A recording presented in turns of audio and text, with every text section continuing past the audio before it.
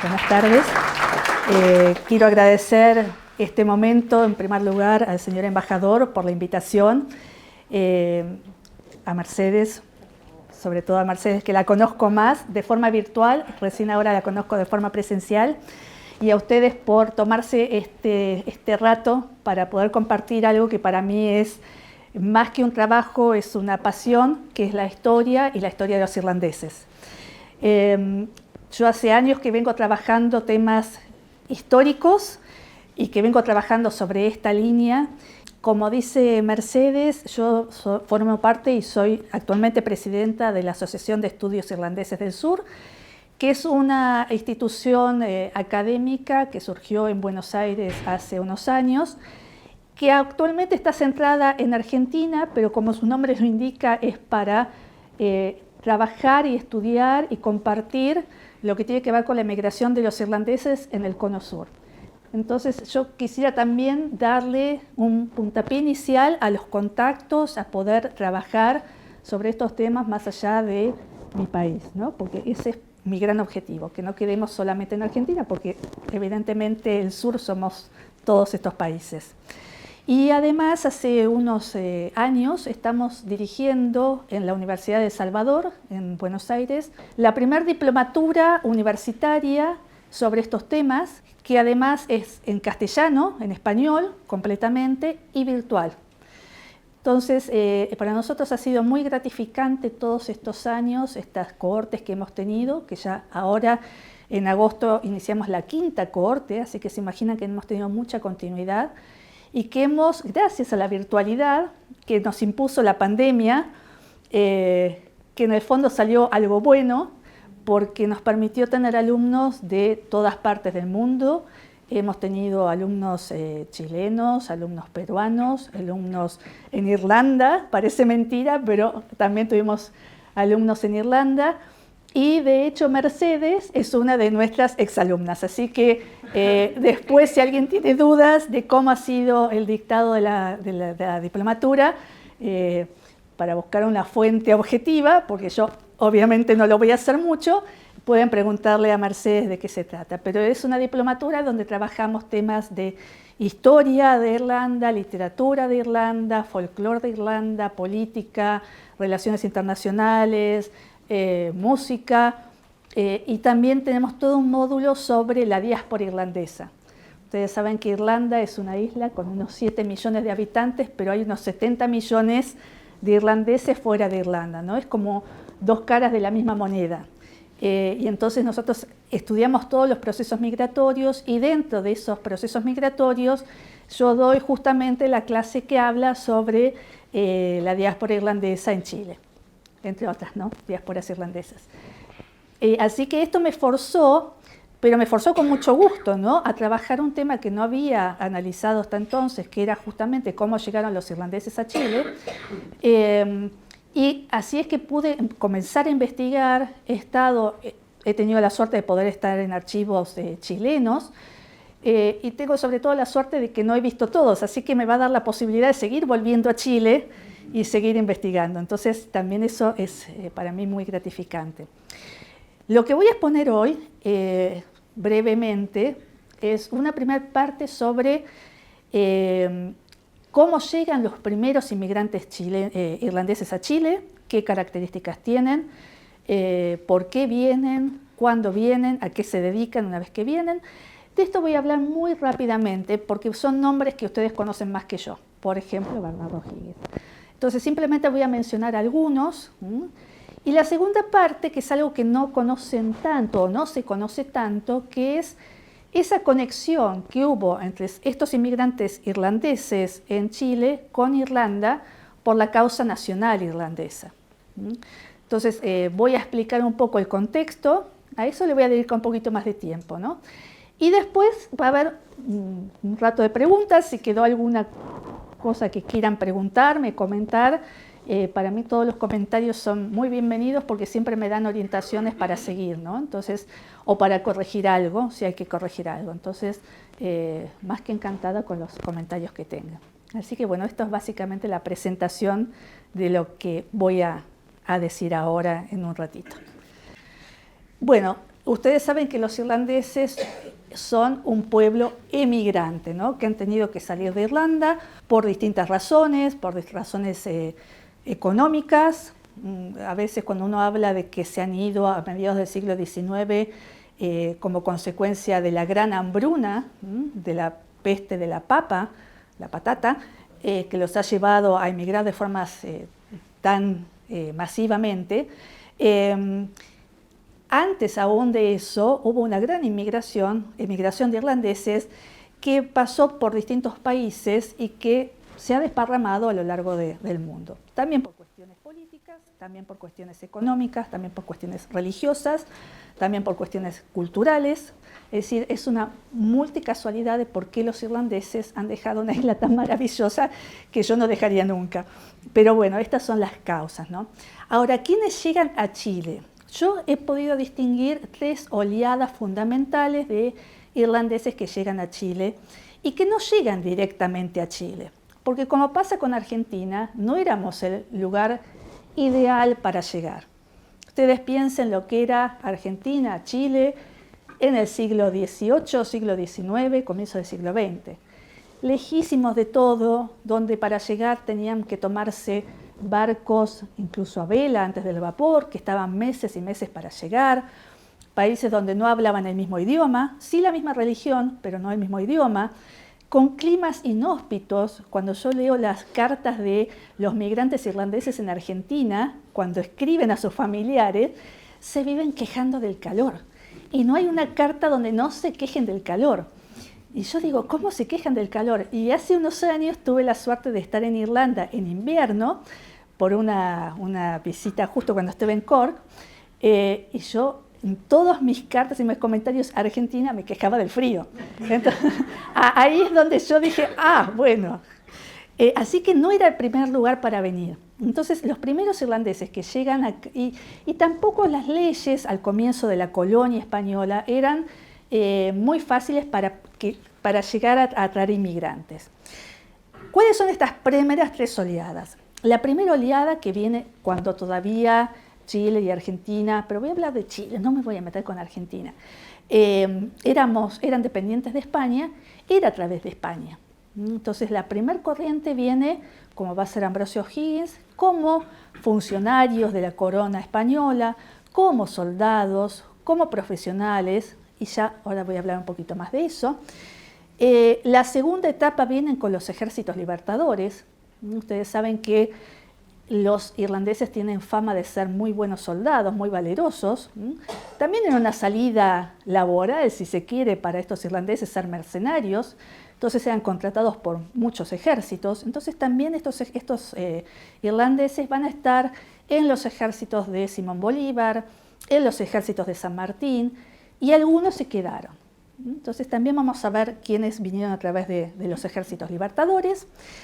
Y ya a fines del siglo XIX, cuando Inglaterra se convirtió en un imperio económico tan importante, también tenía casas comerciales e intereses comerciales y económicos en general en Chile, sobre todo en la parte de la minería y del comercio y de los ferrocarriles.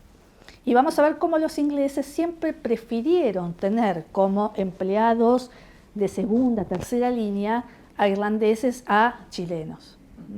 Por el idioma, porque ya estaban acostumbrados a trabajar con los irlandeses.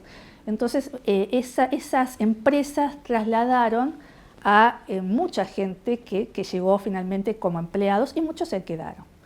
Dentro de este sector vamos a ver estos grupos nacionalistas de los cuales se hace referencia y que voy a hablar un poquito más adelante. Y para que veamos esto, ¿no? De los primeros que llegan a través de España, y ustedes saben que Irlanda tiene una larguísima historia de colonialismo, ¿no? de ser una colonia inglesa. De hecho, es la primer colonia inglesa. Pero los irlandeses también tienen una larguísima historia de resistencia y no de quedarse tranquilos con esto, ¿no? Yo siempre explico en las clases, en las primeras clases, cuando hablo del módulo de historia, que los irlandeses se han rebelado constantemente, que surge un movimiento revolucionario. El ejército británico lo reprime y a la generación siguiente surge otro movimiento revolucionario, lo reprime y así, y así, y así.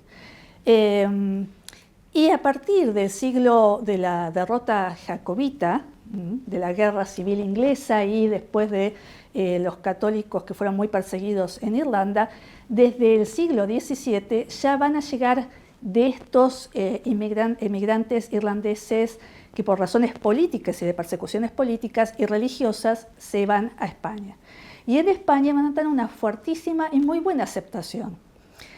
Una de ellas, y es por un consejo que dice uno de los consejeros de Felipe II, Felipe II, emperador de España, ultracatólico, defensor del catolicismo durante todo este siglo de reformas protestantes.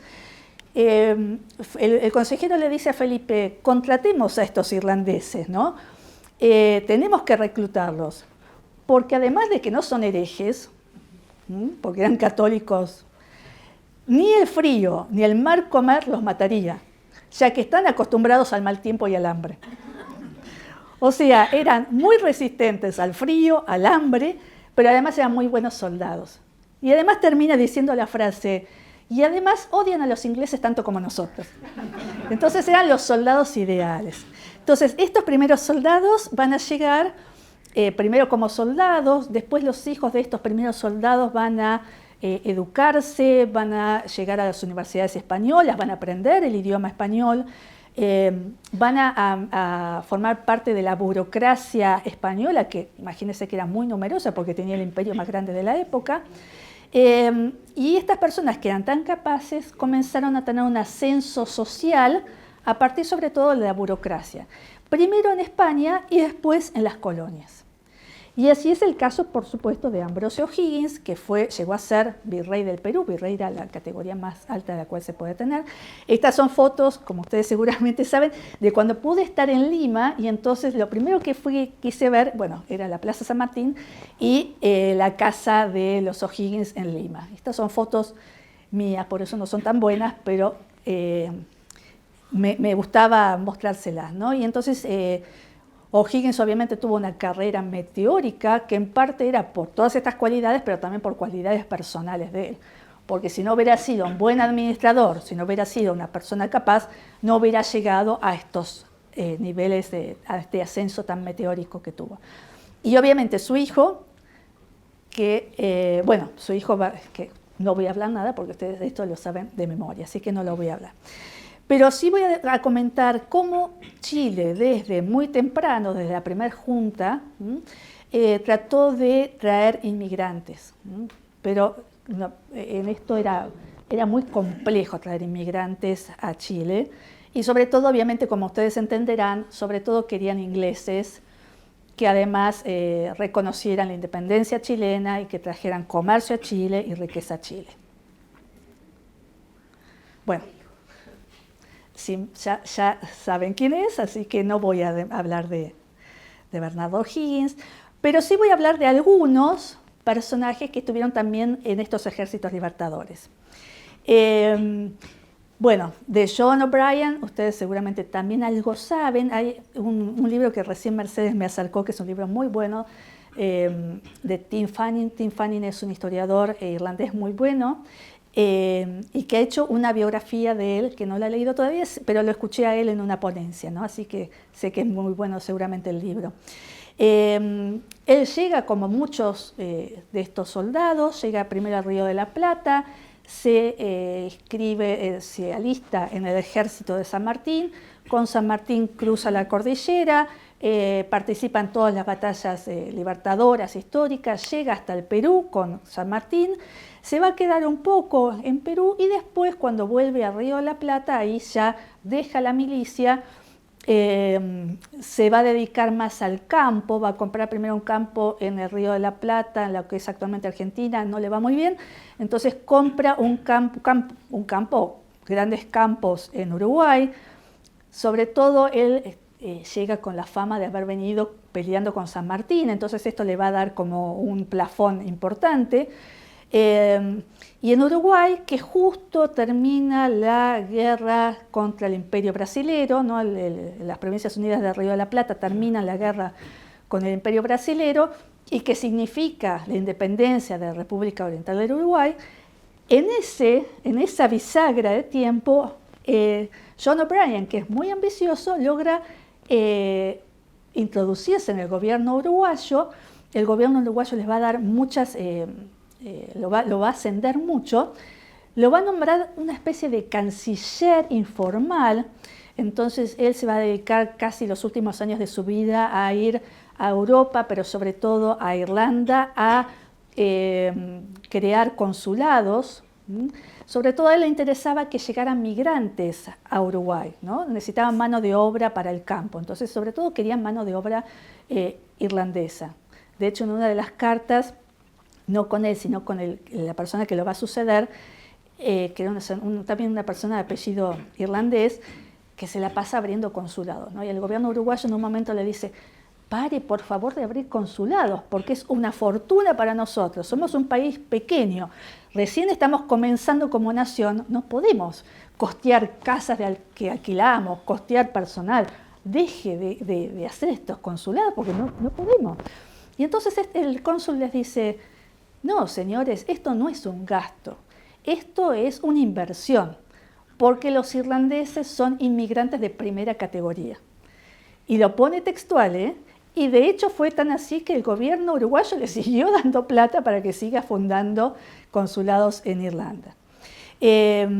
Bueno, y O'Brien finalmente, los últimos años de su vida, que está medio en Europa, medio en Uruguay, se le ocurre, después de la guerra de secesión en Estados Unidos, como los estados del sur de Estados Unidos no pueden darle algodón a Inglaterra, a las fábricas inglesas, se le ocurre que sería buenísimo plantar algodón en el norte de Uruguay, porque dice el clima, bueno, obviamente que eso fue medio descabellado, nadie le hizo caso, obviamente, ¿quién se le va a ocurrir hacer eso? Bueno, y termina muriendo en Portugal cuando va a la feria internacional que se estaba haciendo, y termina muriendo en Portugal.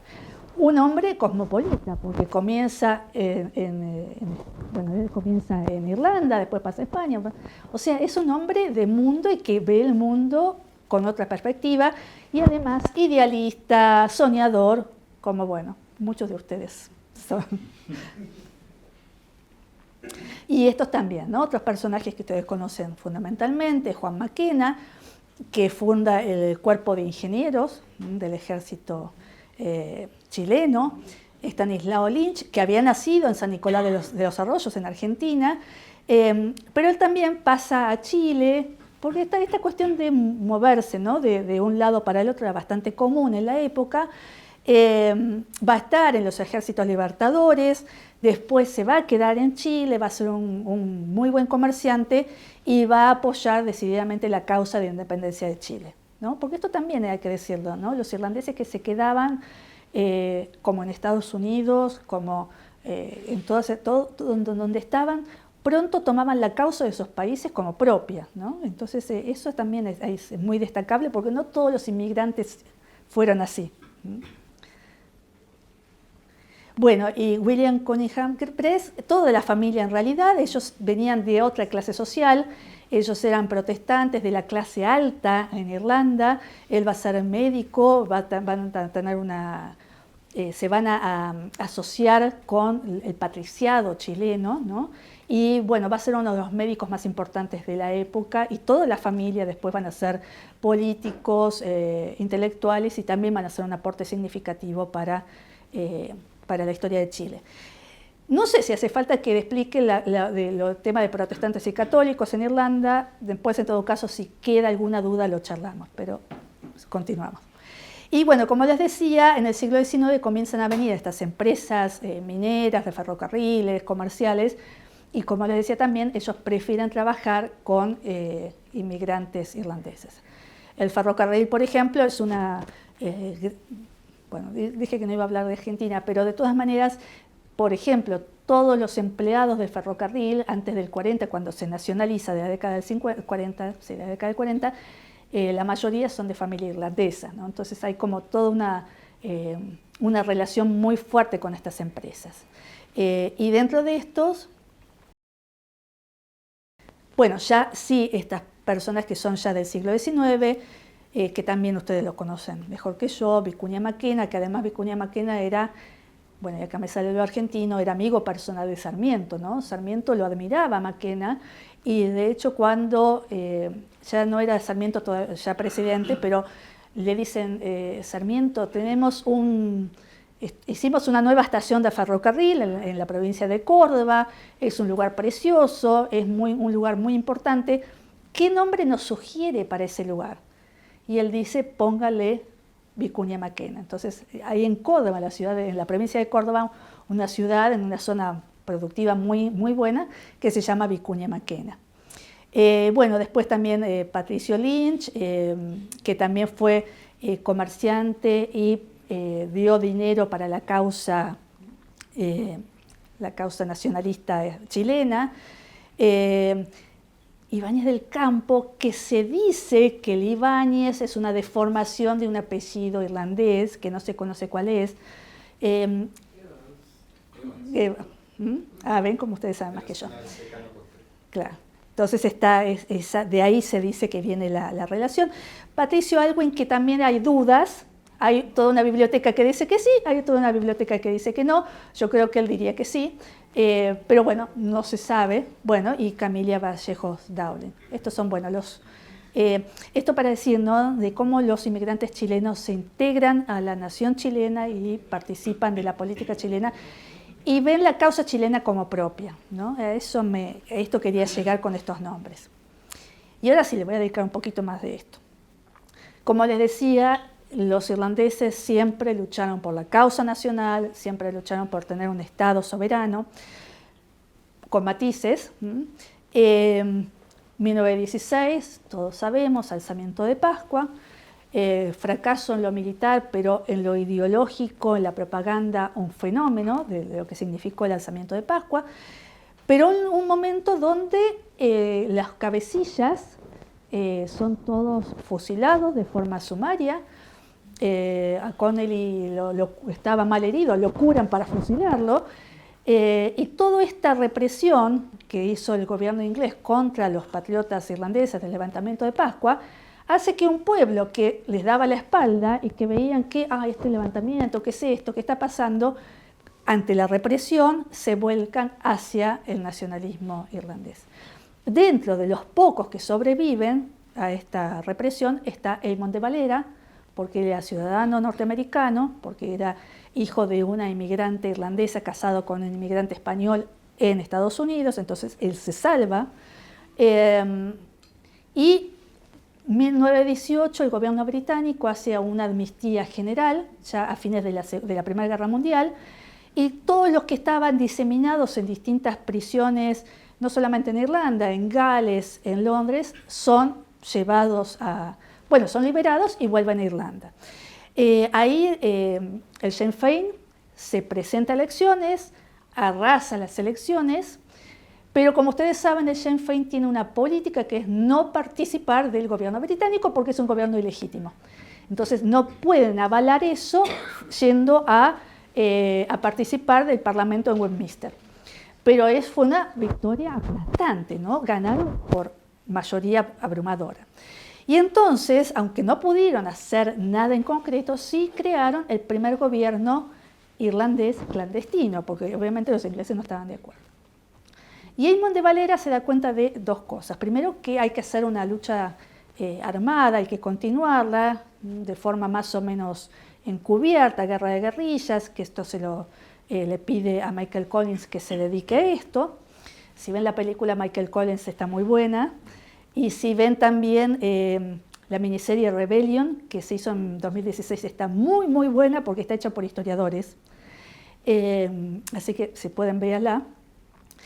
Pero lo que sí se da cuenta de Valera, que esto es, creo, la genialidad de él, es que se da cuenta de que una pequeña nación como Irlanda jamás se iba a poder imponer con el imperio británico, que todavía para finales de la Primera Guerra Mundial era el imperio, el dueño del mundo.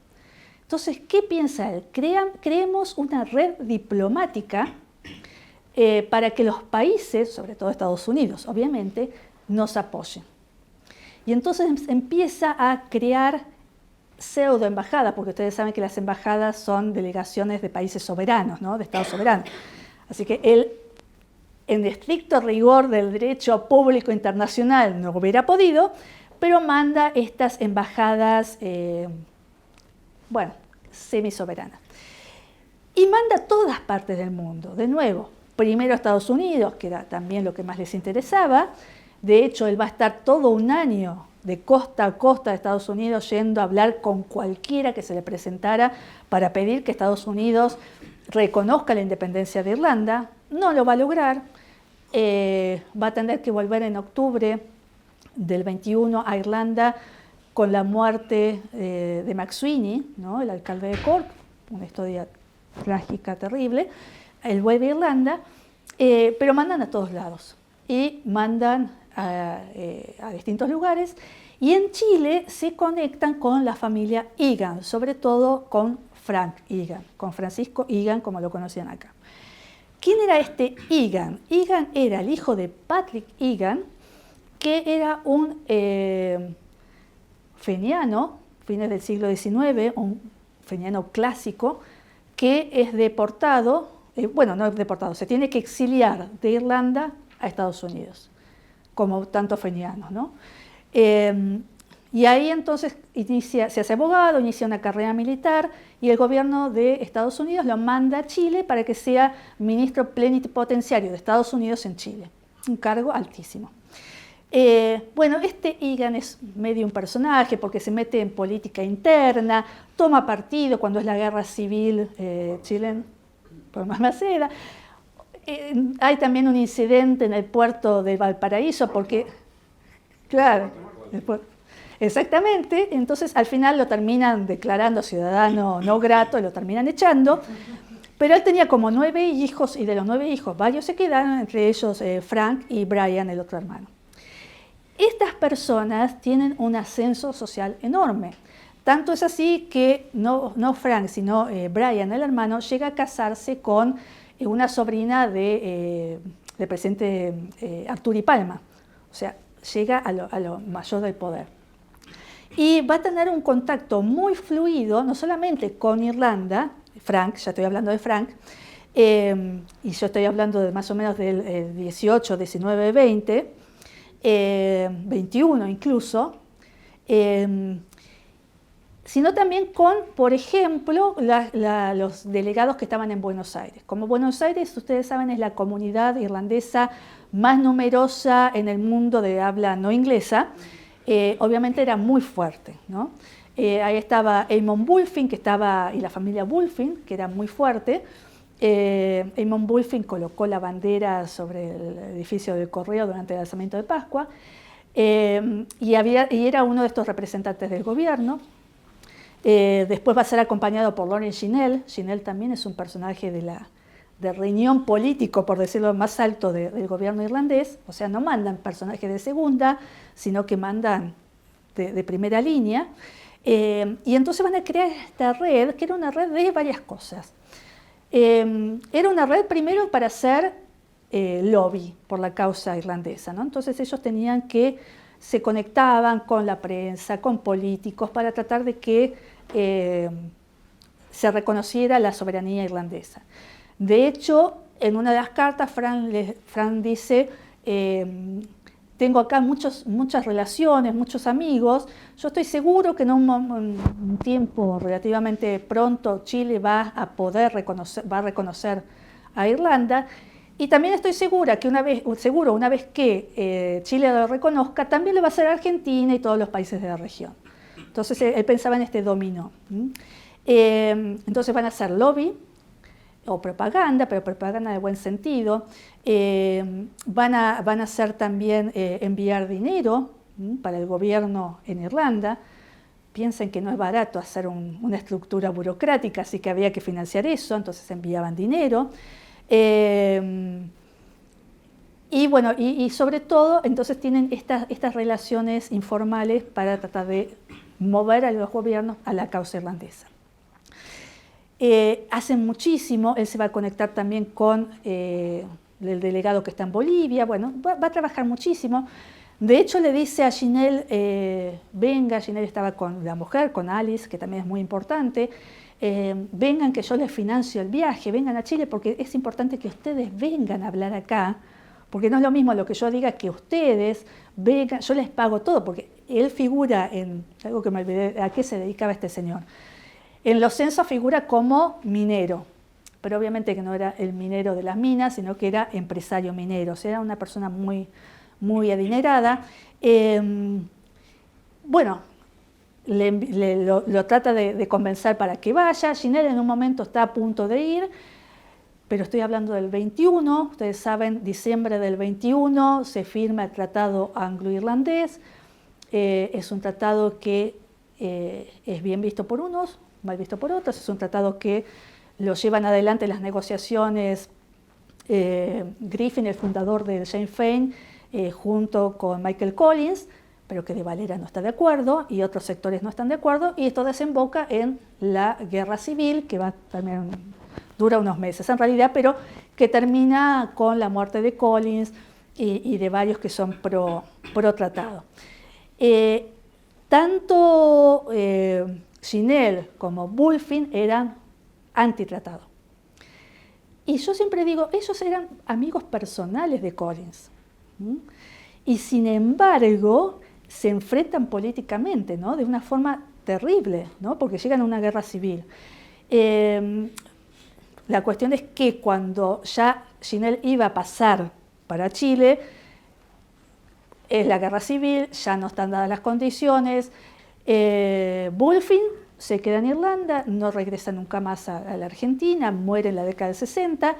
Ginelle lo mandan a Estados Unidos para hacer propaganda y tiene un infarto y termina muriendo. O sea, cómo esto termina matando, ¿no?, a los principales líderes antitratado. Bueno, al pro-tratado también, porque a Michael Collins lo terminan matando en una emboscada cuando estaba en Cork, así que era de Cork. Así que bueno, esta guerra civil termina trágicamente, como todas las guerras civiles, obviamente. Y bueno, y también un poco, al no tener este contacto tan directo, Egan, también un poco que se pierde la conexión. Todo este material, mucho de este material está en línea, lo que son estas cartas del Ministerio de Relaciones Internacionales irlandés. Y en una de estas cartas, por ejemplo, hacen todo un informe para decir qué había acá. Entonces decían, en Santiago hay un auténtico simpatizante de la causa, que es Fran Egan, y es amigo personal del presidente Alessandri Palma, de hecho era familia prácticamente, y en este informe se habla de unas 40 personas que eran personas muy dispuestas a colaborar con la causa irlandesa. Bueno, ahí están las 40 personas a las cuales se hace referencia y que están sí vinculadas a la delegación de Estados Unidos, porque obviamente en Estados Unidos ustedes saben que se calcula que un 30% de las personas de la población de Estados Unidos son descendientes de irlandeses. El presidente Biden es un irlandés católico, así que bueno, eran muy importantes, ¿no? Bueno, y como contrapartida, ya terminando, gracias a esta presión que hace Egan con el gobierno chileno, consigue que Chile también abra consulados en Irlanda. Entonces va a haber un consulado primero que abren en Belfast y después lo va a pasar para Dublín. Y este consulado, bueno, ya para el 24 podía haber estas relaciones, porque ya el Estado Libre Irlandés del 22 era un Estado casi soberano, entonces podía tener estas relaciones. Y el que se lo envía es este señor Ambrosio Aliaga Kelly, que obviamente apellido irlandés. No he podido tener datos de él, así que si alguno tiene información sobre Kelly me la pasa, porque la verdad que lo perdí. Y ahí comienzan entonces las relaciones ya entre el Estado Libre Irlandés, que precede a la República de Irlanda, y la República de Chile. Y creo que termine con esto, ¿no? Buenísimo. Bueno, muchas gracias, espero que les haya gustado e interesado. ¿Tienen algunos en el pase entonces a preguntas. La conexión que no estamos tocando, que tiene que ver con ICANN, es vía Estados Unidos y Perú. Claro. Travel Grace, el famoso naviero que parte de Perú, Claro. parte para llevar el salitre y el habano al mundo. Ujú. Y hace la empresa, y él es el socio número 1 de la Tamani. Ese es el punto que quizás es tremendamente relevante, incluso para aspectos que tienen que ver con la política interior chilena, o sea, la separación de la iglesia y el Estado. Claro. Alessandri Claro. conversa con ICANN, ICANN conversa con los que hay en Valparaíso, y uno de estos señores resulta negociando finalmente y termina ordenado como caballero de la Orden de San Gregorio por el Papa por el proceso de negociación de la separación de la iglesia y del Estado, que era súper difícil, y lo hizo de una manera bastante más amable. Bien. Entonces hay una conexión tremendamente potente: Perú, Chile, Estados Unidos, Irlanda. Los Kelly vienen de Estados Unidos. Yo conozco a la Miss Kelly, que es muy amiga mía, que es gastroenteróloga, y su bisabuelo llegó a Chile desde Estados Unidos, pero tiene que ver con migraciones, llegas a Canadá, entrar caminando a Estados Exacto. Unidos y venir. Entonces había una conexión muy fuerte vía Estados Unidos que tenía que ver con el tráfico, con el llevar y traer productos, sobre todo el boom del salitre, el boom del guano, que termina quedándose en Chile. Mucha gente termina quedándose en Chile. Y cuando dicen Evans en particular, llegan uno de esos barcos Evans y se queda de la zona de Rancagua hacia la costa, y casi todos los Ibáñez, yo conozco algunos, y algunas de esas familias todavía tienen el apellido Evans. Hay un par de traumatólogas en Valparaíso que son Evans, y claro, sí. Son esos. Son irlandeses. Son- O sea, no te No puedes hay, hacer no hay loco. duda, no hay duda, no hay duda. Perfecto, voy a tomar asientos. Entonces hay una conexión muy fuerte, Sí. real, porque compartimos el Pacífico con Perú y con el Exacto. cabotaje desde la costa este de Estados Unidos Sí. a San Francisco, que evidentemente son muchas de las empresas americanas y de las navieras americanas también contratan irlandeses. Y te lo dicen. Yo recuerdo estudiar en la casa de mi abuela, se contrata un irlandés porque el irlandés te va a decir la verdad, aunque haya metido la pata. Y creo que todos hemos escuchado alguna vez la canción esta del Sick Note, cuando el tipo le dice: mira, jefe, no voy a trabajar el día porque hice todo mal y me cayó un montón de ladrillos encima. Puedo meter las patas, pero no meter las manos. Ese es el concepto. Entonces, el irlandés va a ser, probablemente te va a decir la cuestión: ya metí la pata. Sí. Y eso los americanos Lo valoran mucho. sobre Sí. todo en la industria naviera. Sí. Y un tipo como Grace, que era uno de los 3 bosses en New York y boss en Boston, era un irlandés, y la gente se bajaba de los barcos y él decidía: necesitas trabajo, anda tal parte. No tienes papeles, no te preocupes, vas a ser nacido en Buffalo. Él te conseguía todo porque sabía que la gente venía prácticamente en muy malas condiciones. Terrible. Y él le había tocado ser inmigrante Claro. en Perú, en Panamá, en Estados Unidos. Entonces, el tipo que esa conexión es tremendamente potente para Chile, en particular para Valparaíso y para el norte de Chile. Y uno agradecería que también tuviera un poco en la mirada, porque sobre todo Chile-Perú es una conexión. Tienes razón. que no tenemos Yo tanto. no sé si conoces a Gabriela McEnboy. Ella ha empezado a trabajar algo sobre temas irlandeses. Entre paréntesis les voy a decir, nosotros, la asociación y la Universidad de El Salvador, tenemos un simposio que va a ser a fines de octubre, 24 y 25 de octubre, en Buenos Aires, pero va a ser híbrido. O sea, todas estas cuestiones, si quieren presentar ponencias, para nosotros sería maravilloso. Y Gabriela va a estar trabajando un poco estos temas de los peruanos. Porque es cierto que, por ejemplo, bueno, yo he trabajado sí Bolivia, no Perú. Bolivia, imagínense, era un núcleo más chiquito todavía, pero tenía mucha conexión, ¿no? Tenía mucha conexión como, o sea, con las mismas rivalidades que tienen los chilenos con los bolivianos, los chilenos con los peruanos, porque esas conexiones se replican, ellos también eran de esa ciudadanía. Porque algo que pasa y que yo vengo estudiando bastante es que el tema del retorno de los irlandeses no era Irlanda, no podían volver a Irlanda. Entonces, si no les iba mal en un lado, si no iban bien en Australia, iban a Chile o iban a Bolivia, después pasaban a Argentina, después podían pasar a Estados Unidos. Había toda una triangulación de las diásporas y una relación. Eso había, César. Y con respecto al tema de Canadá específicamente, y esto de que pasaban a pie, porque hay una pequeña población, que no me acuerdo el nombre, donde el 90% de las personas es una población minera y el 90% de las personas es de origen irlandesa, y era terriblemente feniana, ¿no? Nacionalista, y era un lugar de donde pasaban los exiliados clandestinamente a Estados Unidos. Este Nichols, que era un señor que estaba en Bolivia, pero le había ido pésimo en Bolivia, la verdad que pobre también era muy entusiasta, pero era malísimo en los negocios, bueno, le había muy mal. Y él decía, qué lástima que The Boys no me mandaron a Canadá y me mandaron acá, porque acá la verdad que... Y termina algo, como para cerrar con este señor, Nichols, él se casa con una boliviana, porque ustedes saben que son muy endogámicos los irlandeses, y cuando pueden se casan entre ellos. Pero cuando no pueden, no pueden. Entonces se casan con chilenas o argentinas o lo que sea. Y este señor se casa con una boliviana, pero la madrina, a la hija mujer le pone Constanza, y ¿a quién saben quién es la madrina? Sí, ella es la madrina. Vean el grado de nacionalismo y de conexión, porque a pesar de estuvo viviendo como 20 años en Bolivia, sin embargo, no sé cómo hizo porque en ese momento estaba presa Costa Makiewicz, ¿no? Pero sin embargo era la madrina. Yo últimamente estoy tratando de ver estas conexiones entre diásporas. La verdad que estoy tratando de hacer algo así, porque dentro de la historia hay toda una corriente nueva de historia global, ¿no? Que es como que está muy de moda, pero está muy buena. A pesar de que está de moda, está muy buena.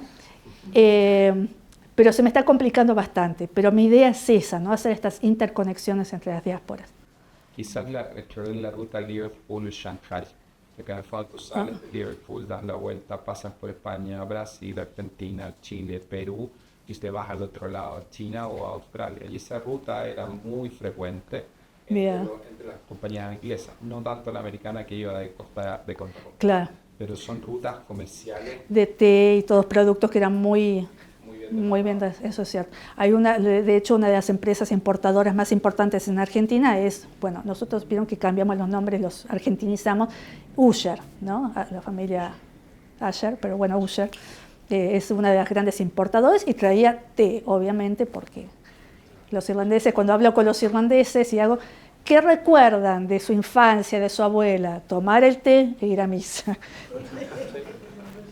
Así que bueno, muy interesante. Después, si me podés dar el contacto, me gustaría seguir la conexión. Gracias. Otra pregunta, quiero saber un poquito más, porque yo he encontrado algunos misioneros en la religiosa que también están involucrados en muchos de la educación, especialmente en la clase alta aquí en Chile.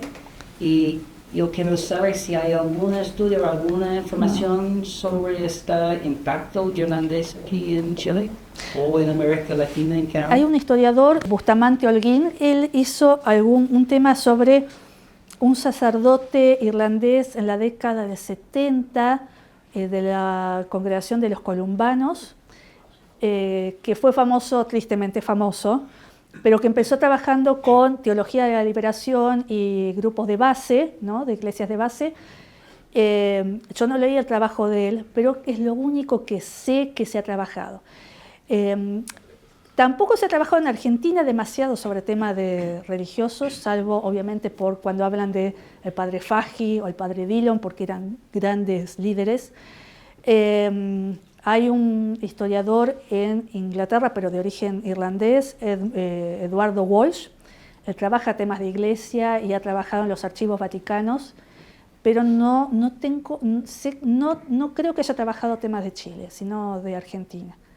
Pero eso también es una línea que perfectamente pueden escribir ustedes y presentarlos en el Congreso. Yo en realidad reconozco que no he hecho historia eclesial, pero bueno, no es porque no me interese, sino que en algún momento me gustaría hacerlo porque es muy interesante.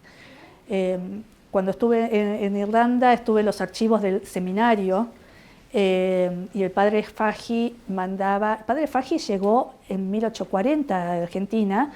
Él fue el gran capellán, el que creó la colectividad en Argentina.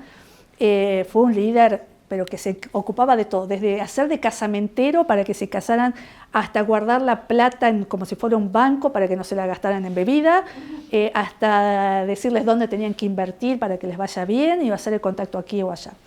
Y el padre Faggi llegó casi solo, y él mandaba todos los meses dinero al seminario, creo que en ese momento era también Monseñor Walsh, pero no me acuerdo bien.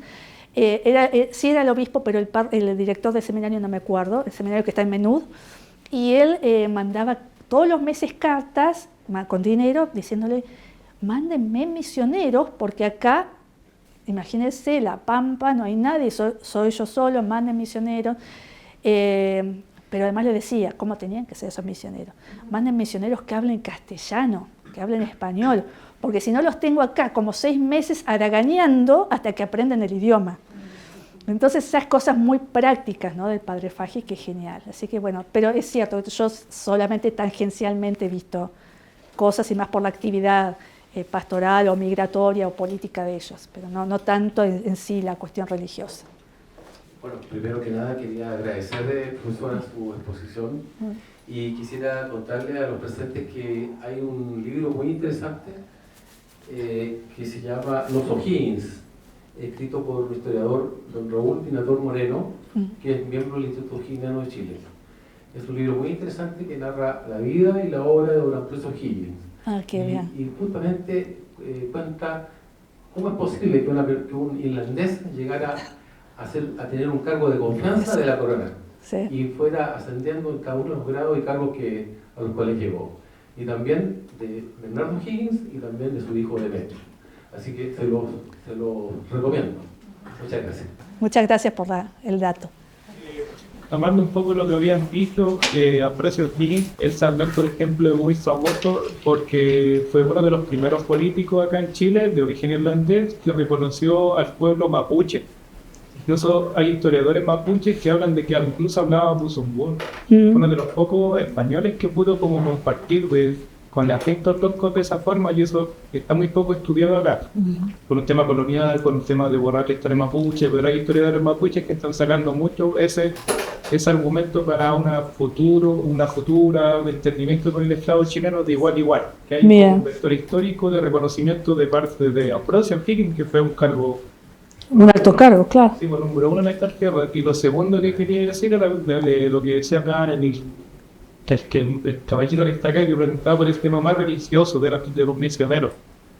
Hace poco nosotros, o sea, el 30 de agosto nosotros en Cerro Navia, en Santiago, la comuna, conmemoramos el 22º aniversario de la partida de un cura de la congregación Virgil, que él llegó en los años 80 a Chile, que fue un periodo difícil, y me llama la atención por lo que hablaba usted del espíritu un poco independentista, libertario, nacionalista que tiene la gente de Irlanda, porque este cura irlandés que se llama Liam Holohan abrazó esa causa igual acá en Chile en esos años difíciles. Claro.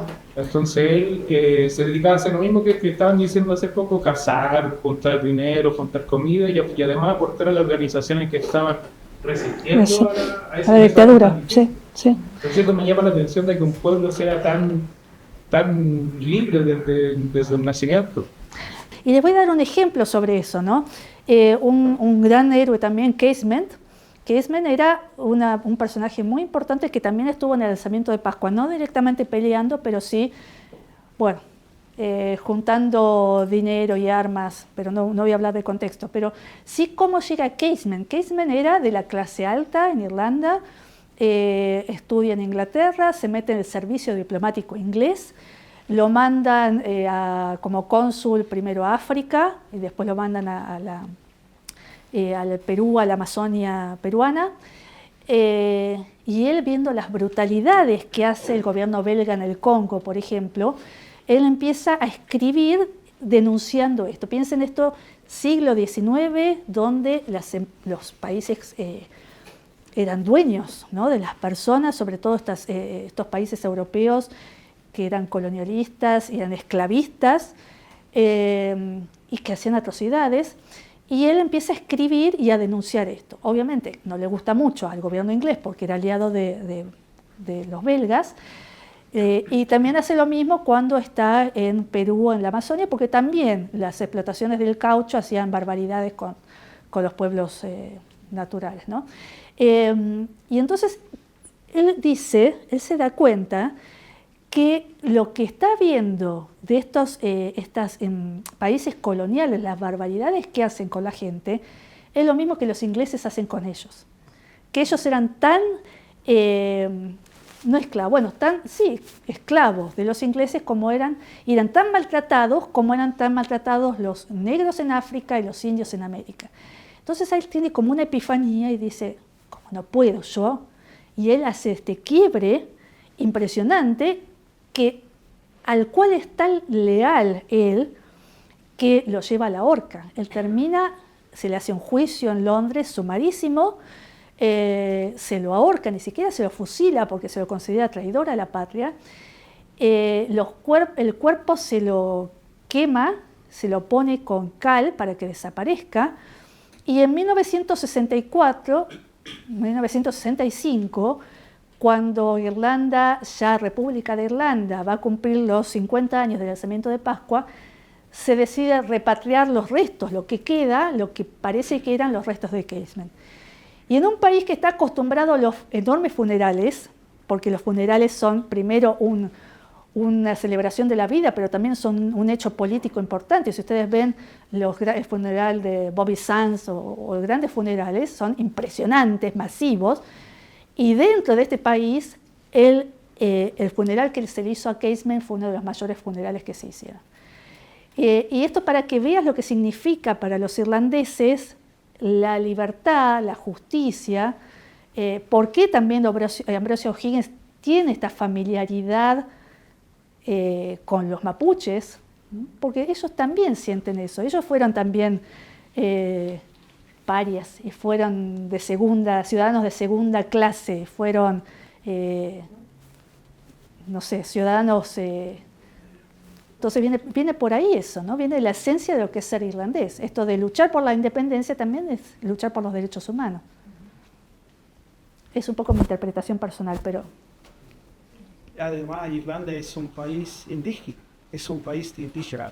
A pesar de la conquista de los ingleses, exactamente, de la Iglesia Católica, seguimos con nuestras tradiciones orales, nuestras historias, nuestra leyenda. Y entonces al llegar a Chile, ahora mismo yo me siento una afinidad con estas historias tradicionales de este país, de los pueblos originarios.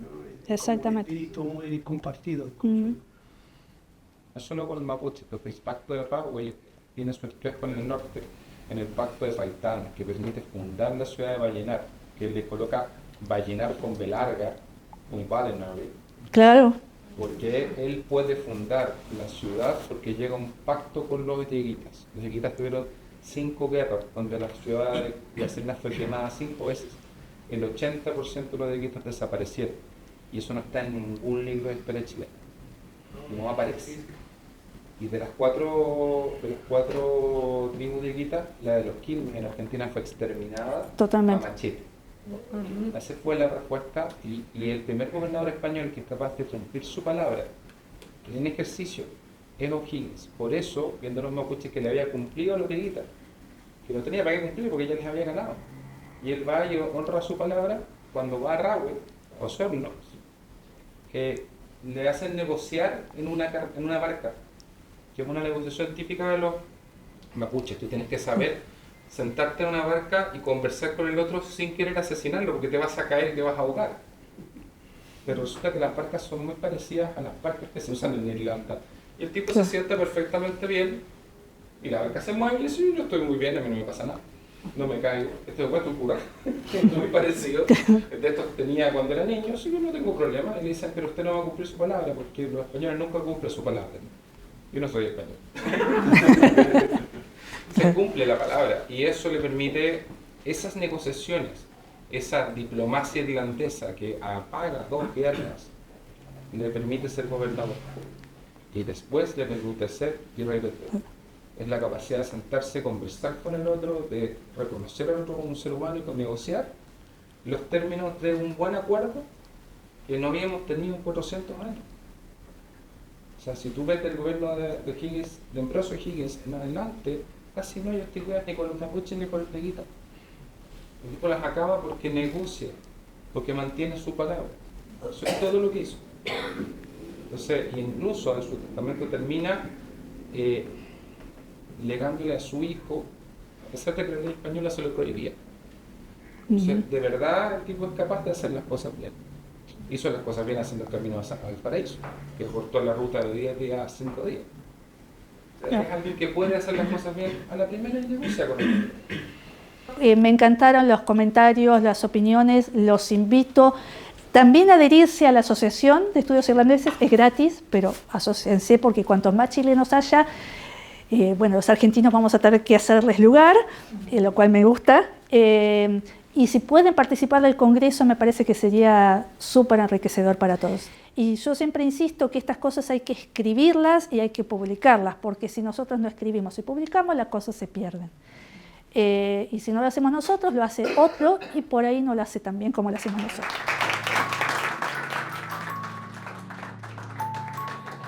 Sí.